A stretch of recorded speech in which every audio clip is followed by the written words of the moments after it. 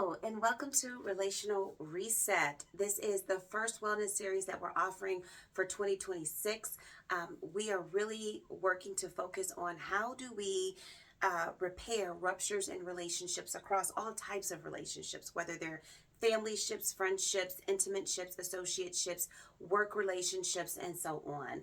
Ruptures can happen in any type of relationship you have because often at the root of the rupture is miscommunication, values misalignment, and the inability to move forward in a productive way that doesn't require us to forget what has happened, but instead to understand who the other person is, who we are, and where we might align so that we can move forward.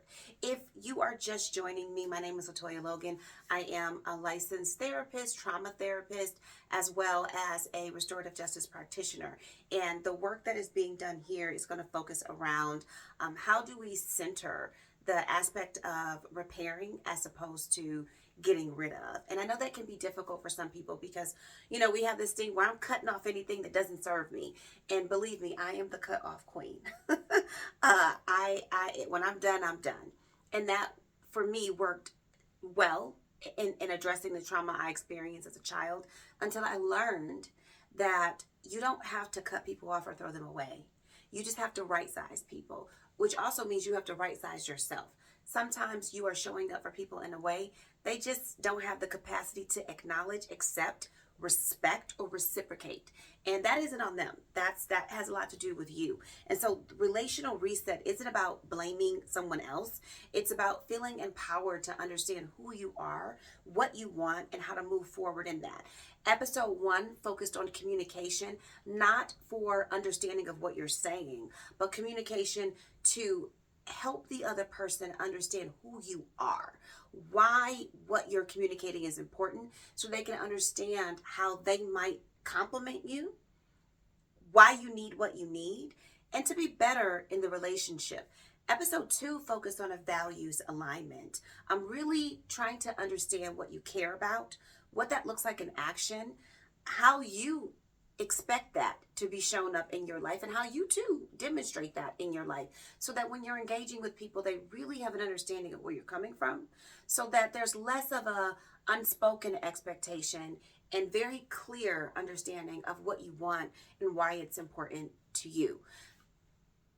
I think in relationships, we kind of get ourselves in a situation where we project and we expect that someone else will show up in the projected way that we are doing that.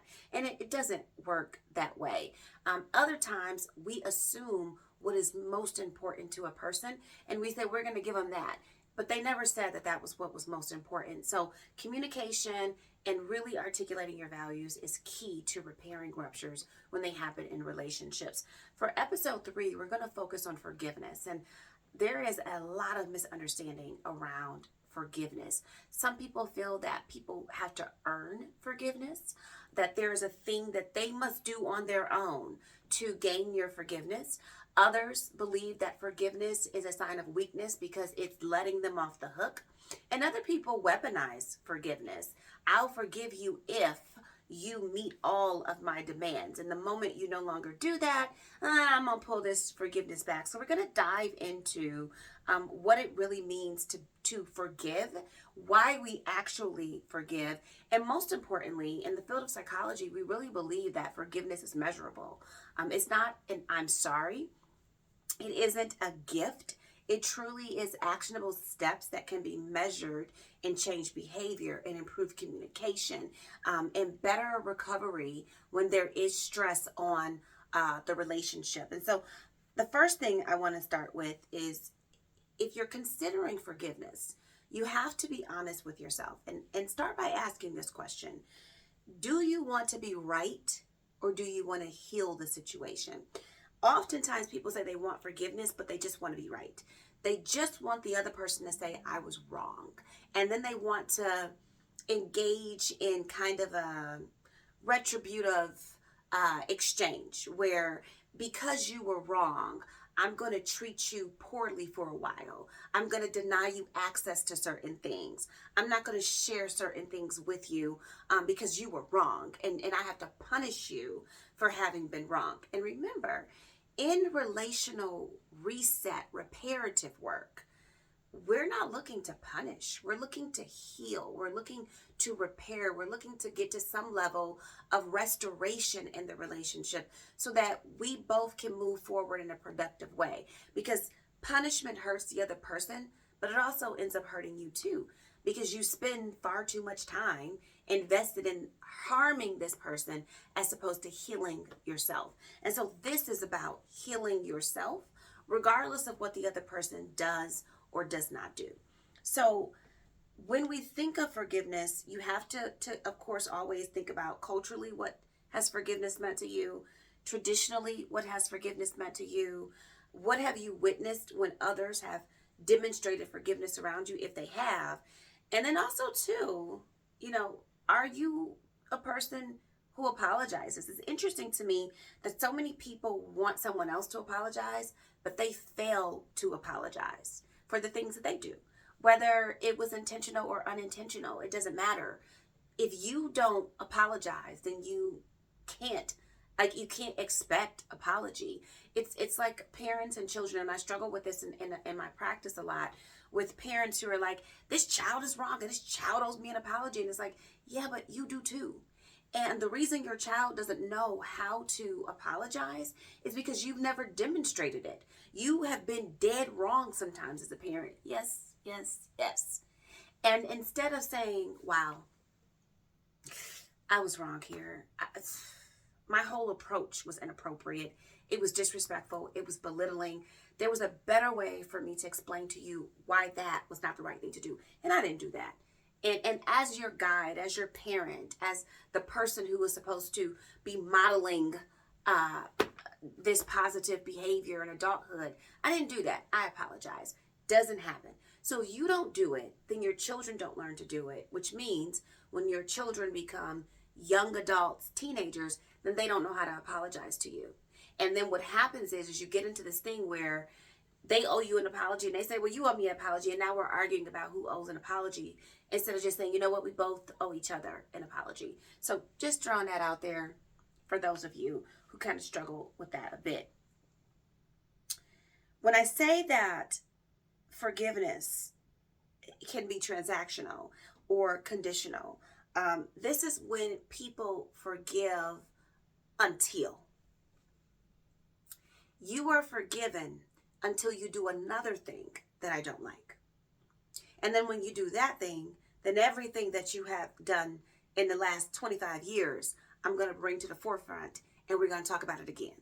Because you need to know, you're not just wrong now, you've been wrong 85,000 times. Very unhealthy. It's bootstrapping. And what it does is it keeps the past alive in the present, which means resentment can build on both ends. I am trying to show you that I have made a change. So maybe you're a business partner and you messed up money at the beginning of the business for like a couple of years. Like you got the business in bad shape and the partner cleaned it up. But now you went to financial classes, you really worked on yourself and you're making good decisions. You made one mistake with this one report. And so now the business partner is throwing in your face. See, this is the same thing again. How can that person move forward if we don't allow them to? If every next mistake, which is going to happen, it's a part of life, means that we have to throw the past back in their face. So that's not forgiveness. What we do know is that forgiveness should be structured. And structured forgiveness is really simple. Structured forgiveness is, you've done this thing to me. You have apologized. You say you are ready to repair, to do the repair work around this. And that means, let's say for the example of the business partner, you're going to go to a business class on finances. You're going to take a class on financial literacy. You are going to sign yourself out of the casino. Let's say it's a gambling issue. You're going to sign yourself out of all of the casinos. You are going to avoid lottery purchases. You're not going to engage in anything that has anything to do with gambling whatsoever. And then you are going to make sure that every transaction that you do for the next year, before you process it, it gets sent to me so that we have transparency in the relationship. Structured forgiveness. So if the person does that, then you can't bring up the past because they're doing what you've asked of them to do. It's measurable. The second thing is that forgiveness, when it's structured in that way, can improve your well-being, because when people show up for us and follow through on the things they say they're going to do to repair the harm, it allows for reconciliation that isn't superficial, but reaffirms who we are. Wow, they must really respect me. They must really care about this relationship if they're willing to do these things. So now it isn't just that we have reconciled over mismanagement of money. It's we've reconciled in the way in which we see each other and the level of respect we have. And then finally, forgiveness is truly effective when it's autonomous, meaning there are no ultimatums, there's choice. And people really get into difficulty. I just saw this thing, and this is so off topic, but man, I want to work with those two. Michael Blackson, and I think it's his wife or his fiance, they have a child. He stepped out and had a child with someone else. And in order to stay with her, she has told him that he can have no communication with the child's mother. He can have no contact with the child. The child cannot have his last name. And I'm thinking, whoa, even if he goes back, it won't last, because one, it's ridiculous. Like, you cannot ever give an ultimatum of you can't see your child. It's a little ridiculous.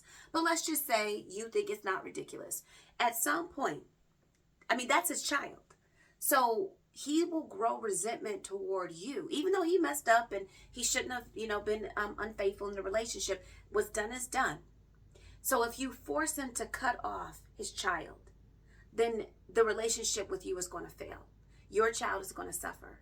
Everything that you are built upon is built upon him denying the child. So it's never going to work. So ultimatums don't work. Ultimatums just breed resentment.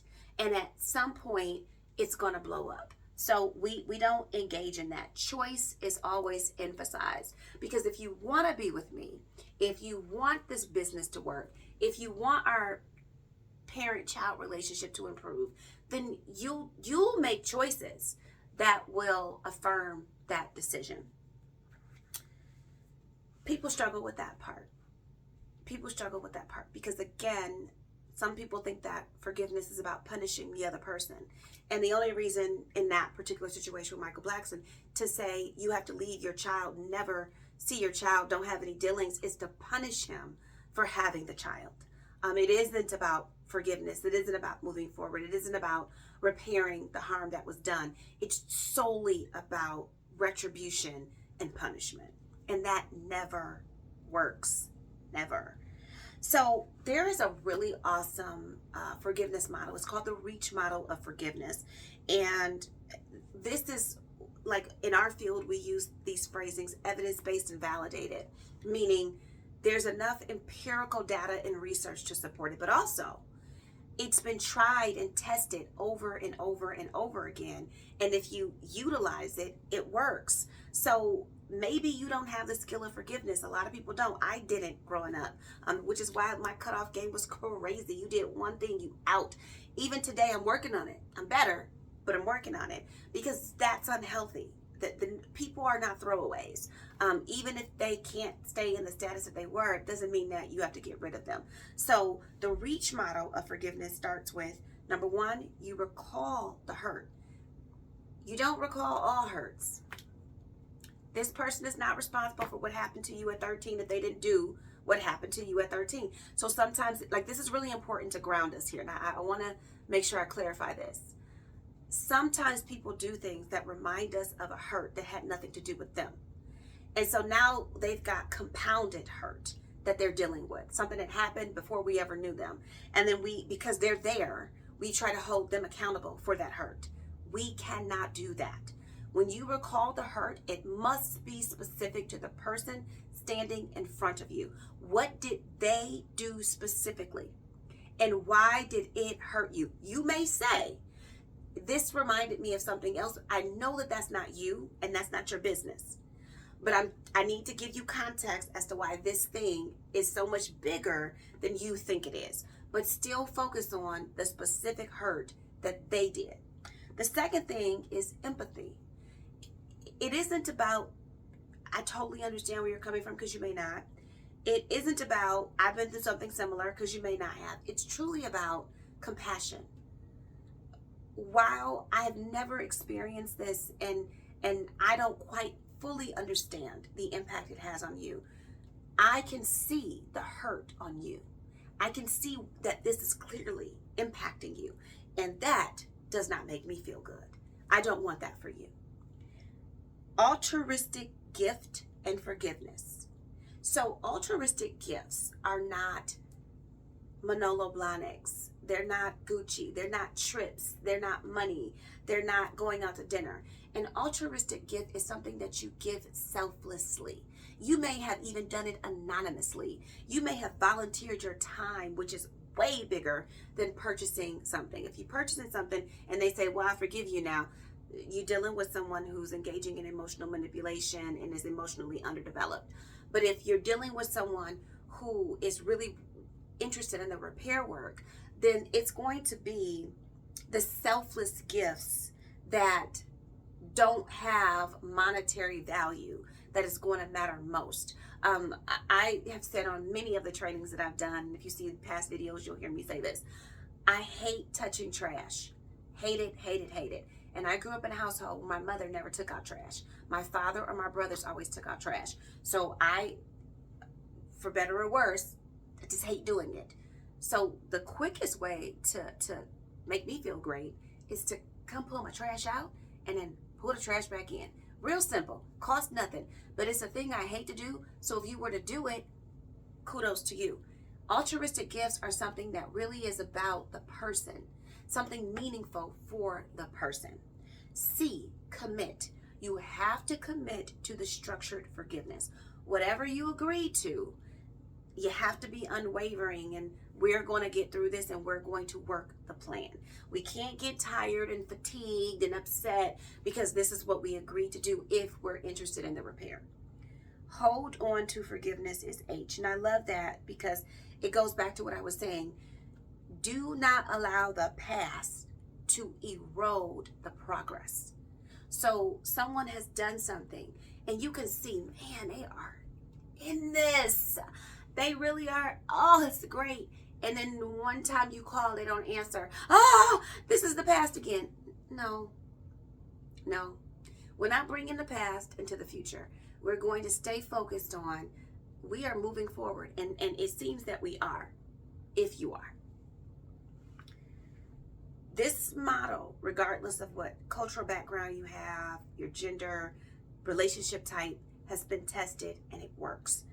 So reach, recall the hurt, empathize with the person, both people, altruistic gifts of forgiveness that are not monetary or materialistic, commit to the structure of forgiveness, and finally, no matter what, even if they tick you off sometimes, hold on to the forgiveness. Do not allow the past to erode the progress. So if you try those things, then it takes you into one of my favorite practices, restorative justice. Restorative justice is a relational process that has 3 pillars. First, needs and harms. You have to identify what was the harm and what are the needs in order to repair the harm. Number 2 is obligations. Whomever caused the harm has an obligation to engage in reparation. Whoever experienced the harm must also take accountability for how the harm was caused. That part is the one we struggle with because we're like, well, they did it. Well, how'd they do it? There is a really awesome divorce attorney who is on TikTok, and I'm not married, but I follow him all the time because his advice just is so good. Like, he's not in the field of behavioral health, but he really understands a lot of things. And he said, cheating is not the problem, it's the symptom. So if you're in a relationship and someone cheats, the cheating is not the problem, it's the symptom. Now, if you were to use this model, then that would mean, restorative justice model would mean, you cheated, so you must take accountability for breaking your vow, breaking your promise, or breaking the agreement of monogamy. The person who was harmed has to also take accountability for whatever occurred in the relationship that was the doorway to the infidelity. Now, you might just have somebody who's just a cheater. then you can't really be upset, because if that's what they do and you've been accepting it, then you got to take accountability as you accepted it the first time, the 15th time, and the 50th time. But if you are with someone and you're like, no, this is the first time this has happened, then it is examining, well, what led to this situation. And again, that's very difficult for people to do, because when we have been harmed, we don't want to take any accountability for how we got there. We just want to say, nope, that person did the thing that wasn't right. And usually there's more than one thing happening that resulted in harm. So with the restorative justice approach, what we are most looking for is acknowledging the harm, centering the impact rather than the intent, which is so important, because we get lost sometimes in intent. Well, I didn't mean to do that. Well, no, you didn't mean to. I get that, but you still did. What you said was extremely hurtful to me, whether you intended it to be or not. The decision you made where you didn't consult me was harmful to me, whether you meant it to or not. Coming into my room, even though this is your house and I'm your child, without knocking and going through my things was really harmful to me, whether you intended it or not, or whether you even agree that that is a thing that is wrong. That's how I feel about it. The next thing you want to do is repair trust through accountability and dialogue. So this goes back to session 1. How are we communicating? Do we have the freedom to communicate, the safety to communicate? And then, will the communication result in change? Super important. That's the accountability piece. If we have these conversations and we say that we understand each other, what are we now going to do so that we don't end up back here? And then finally, when you're using these particular practices, it doesn't matter what setting you're in, whether it's workplace and you have to write up a staff, you still should use a restorative justice model. This is what's going on. This is my role in this. I didn't offer you enough supervision. I take credit for that. That's on me. I will do better. However, you need to do blah, blah, blah, blah, blah. And we'll meet and we'll talk about it. And hopefully we both have made some improvements if we're trying to go through that. So I know this was a lot of information, but I want to point your attention to one final thing before I let you go. If you have not gone to humanarchitectstudio.com and downloaded our ebook that goes with this series, The Repair Work, an evidence-based guide to relational repair across all relationship types, I encourage you to do that now. Because for this particular episode, Forgiveness, Repair, and Emotional Release, there is a worksheet that goes over everything we've covered, how we actually engage in forgiveness, the model itself, and then there is a reflection worksheet for you that basically helps you to implement these practices by yourself or with your partner, whether that's your friend, a family member, your business partner, or an intimate relationship. So the ebook is here for you to, you got this information here, take the ebook, implement it in your life, see where it takes you. I guarantee you, if you invest in it, you're going to see positive outcomes on the other side. Hopefully this episode was beneficial to you. If it was, please like, share, and subscribe. This work is so important to me. And if you have any suggestions or comments about how I can make this better, I would welcome them. I welcome them. So I hope you have a fantastic remainder of your week. Take care.